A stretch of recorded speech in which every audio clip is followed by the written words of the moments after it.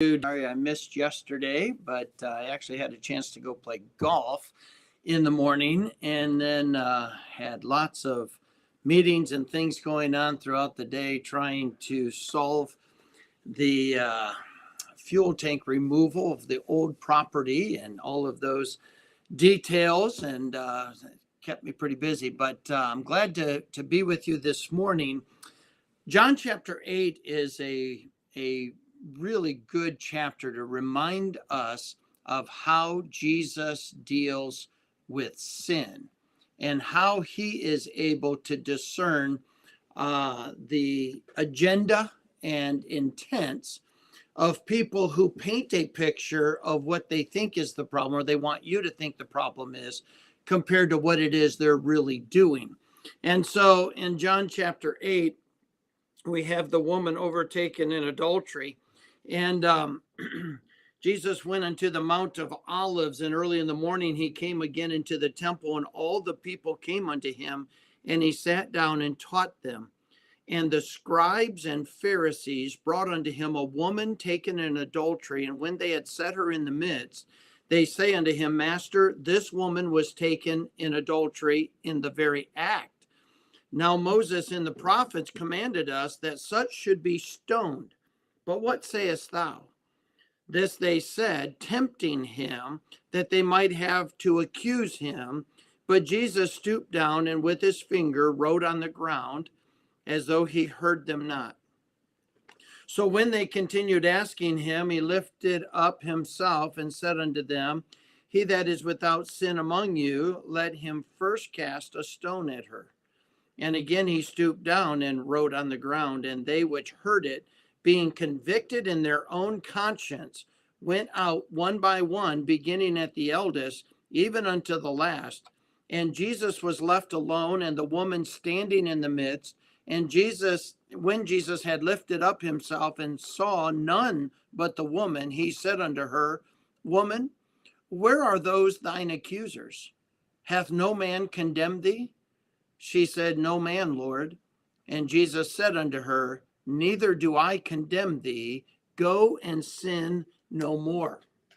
Well, this is a very familiar passage, a very familiar story, but sometimes some of the details gets, glossed over and ignored that are very critical to understanding how Jesus handles this situation. I think it's important that just because somebody brings a problem for us to solve, I think Jesus is teaching us to step back and evaluate what is it that they really want.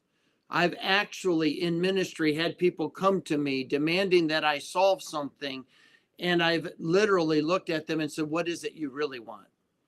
And it does put them on their heels, and because what they're asking, the problem they're sharing is not nearly what they're making it out to be. And so it makes me ask the question, if this isn't what they're making it out to be, then what is it that they want it to be? So what is it that they really want? And I think Jesus teaches us to be wise. And so these scribes and Pharisees tempting Jesus bring this woman overtaken in a fault or taken in the very act of adultery. It's very interesting. Where was the man? Why was the man not there? Was the man a Pharisee or a scribe? There's lots of unanswered questions as to why is it this woman, but no doubt that the text is clear. They're bringing this woman, tempting Jesus to just see what he's going to do, that they might have something to accuse him. So if he stones her, then he doesn't have any grace, pity, love. If he doesn't stone her, then he's not valid. He's not credible. He doesn't upkeep the law. And so Jesus, being wiser than all of them and knowing their hearts, what an advantage he has. But he just simply starts writing in the dirt. And, many people have, speculated and wondered, what was Jesus writing? I don't know, so I'm not going to speculate. And I really don't think that it has anything to do with the story, except whatever it was convicting. It convicted them in their conscience. And so when Jesus said, "You that are without sin, you throw the first stone," and he stooped down and started to write some more. So what was it he wrote first? He makes the statement, and what is he now writing that convicted them so much that they got out of Dodge, that they just left? I don't know. But I do know this, that Jesus and the woman are left there, and Jesus says to the woman, "Where are the people who were accusing you?" Because that was necessary in order for her to be stoned. And she's like, "They're all gone." And Jesus said, "Neither do I condemn thee. Go and sin no more." And some people say, so Jesus didn't condemn her for her adultery? No, he is saying, "I am not going to condemn you to be stoned. I'm not going to take up their cause. I'm not going to take up their agenda. I'm not going to do it. I'm not going to be the one that causes you to be stoned." That was their responsibility, and they're all gone. So I'm not going to take on their responsibility. So go and don't do this again. You have avoided what you really did have coming, but they all left. So there's no accusers, and I'm not going to be that accuser.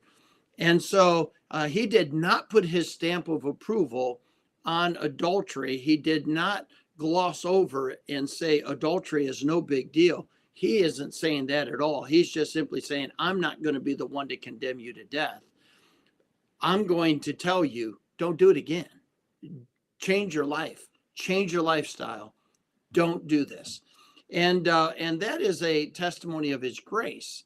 And I think that so many times we want justice, especially if we've been offended or we've been hurt or we've been inconvenienced. We want justice. But then if we're the one that offended, or we inconvenienced somebody, or we wronged somebody, we want them to show us grace. And so Jesus is the perfect model of balancing both. And I think what he was saying to these coming in, get your own nose clean. In other words, get the beam out of your own eye before you start addressing the slivers in other people's eyes. You have some real problematic sin problems in your own life. And I think that reminds us that for all of us, we have a responsibility to address sin. We have a responsibility to confront wrongdoing, but we do it in the context of grace, not to destroy the person, but to truly come alongside and help the person to grow and change and mature. So many times when somebody gets dirt on somebody, I'm going to use this as a billy club to destroy them, to show everybody how bad they are. God says that's not our job. That's not what we do. We're not pointing out how evil someone is. We're not pointing out the failure so that everyone knows they did fail and that, they're not so perfect after all, or whatever it is. Those are self-centered reasons for exposing their sin. Those are very selfish agendas for confronting somebody's wrongdoing. Jesus makes it very clear in Galatians chapter 6 that we confront wrongdoing for the sake of the other person, that we might stay in fellowship with them, but more importantly, that they would stay in fellowship with God. And so I become an agent to help them understand how important their fellowship is with God and to come alongside to bear their burden. And if I can't do that, if I just want to use it as a manipulation, or I want to use it in a way to get the upper hand, or to show everybody how good I am compared to them, God said, don't do it. You need to go with meekness and understand that this is to be a help to this person. It's not to elevate people's opinion of you. And so Jesus is a great example here of just reminding us that sometimes you have to deal with the people who are bringing you the problem, because they're only bringing the problem for an ulterior reason.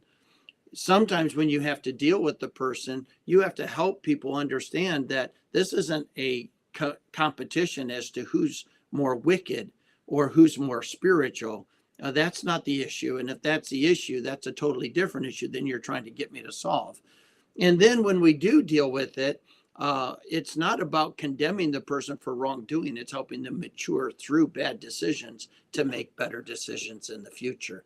And so Jesus simply says, go and sin no more. What a great admonition for all of us. And I hope you have a great weekend. I'm glad you joined me this week. I look forward to seeing you on Monday. God bless.